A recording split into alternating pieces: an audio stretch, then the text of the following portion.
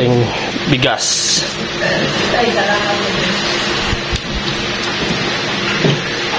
Yung hinugas niyan dyan ay ililipat natin dito. Tapos ibuburo natin siya ng 1 week. Abangan natin ng 1 week ha. Okay. At eto na nga guys, yung ating binuro or preserve na hugas bigas. 700 ml siya. Kaya syempre bumili rin tayo ng fresh milk from the farm. Ayan, fresh milk. Itong piraso yung binili natin dahil 100 ml ang katumbas niya ay 1 liter. So 700 ml yung nating na ipon na hugas bigas, eh di 7 liters din. Ayan. At ibuburo din natin siya ulit. Pagkatapos niyan, ibuburo natin siya ng 1 week again natin na ibuburo yan. Para ma-preserve ulit siya, mabuo na dyan, mabubuo yan. Kaya dyan natin isasalin yan sa galon na yan. So ano pang hinihintay natin? Let's do this! Okay!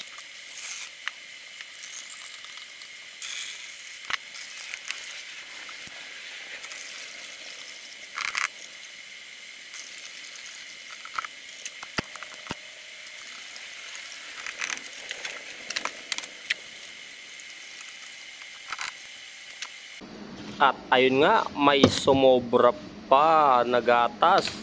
2 litro dahil hindi kinaya, 6 liters lang yung galon natin. Kaya hanap pa tayo ng isang galon at isasali natin siya. Bali, hatiin natin. Kinabukas na lang natin gawin yan. Okay. Ayan na guys, yung ating pinaghalong hinugas na bigas at fresh milk. Ayan na siya. Bali 700 ml na hinugas bigas. Ang katumbas niya ay 7 liters na fresh milk. Ayan. I-preserve natin sila ng 1 week. And then hahaluan natin sila ng molasses. Okay, abangan nyo. Okay guys, ito na nga yung ating binuro ng 1 week na hinalong hinugas bigas tsaka gatas.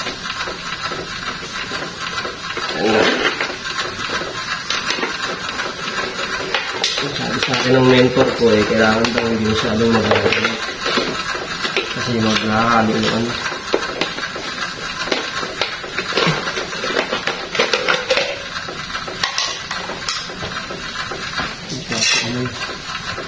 salain natin ito dito.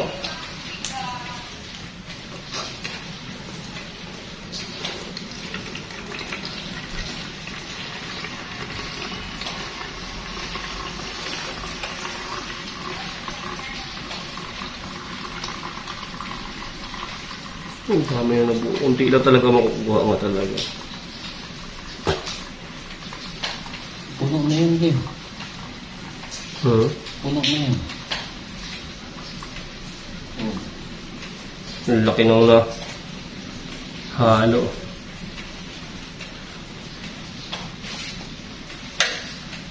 Sinali na yun.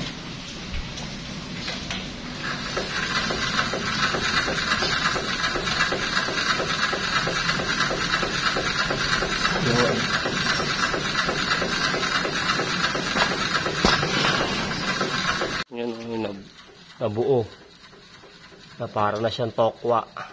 Sali natin dito at meron parang isa. Tapos after nun, haluan natin siya ng molasses 1:1.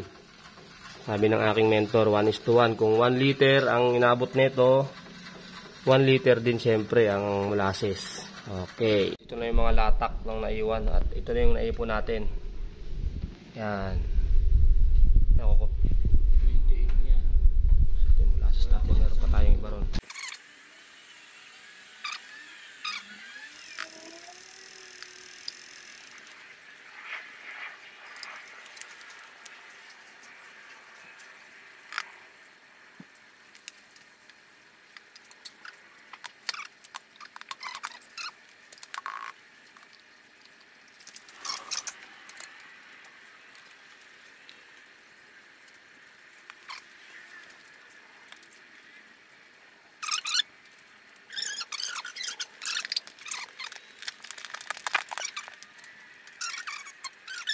Guys, ito na nga yung finished product natin na nagawa nating ito. Yan na yung ating finished product. Pero hindi pa ito finished product pala. Kailangan pa natin siyang i-preserve ng 1 week ulit.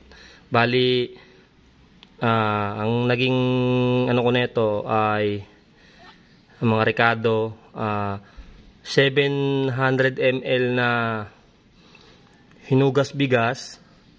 Tapos, preserve ko siya ng 1 week. After 1 week, hinaluan ko naman siya ng 7 liters na fresh milk. 7 liters na fresh milk. Tapos, preserve ko ulit siya ng 1 week. After 1 week, nakita nyo naman sa video, meron siyang mga nalatak na. Ang nabuo ko lang is 3 liters lang nabuo ko pala. Yung bali 7 liters and 700 ml, ang nabuo lang niya is 3 liters and 250 ml. 3 liters at saka 250 ml. Yun lang ang nabuo niya na kasi naging latak na yung iba. Nabuo na siya parang taho.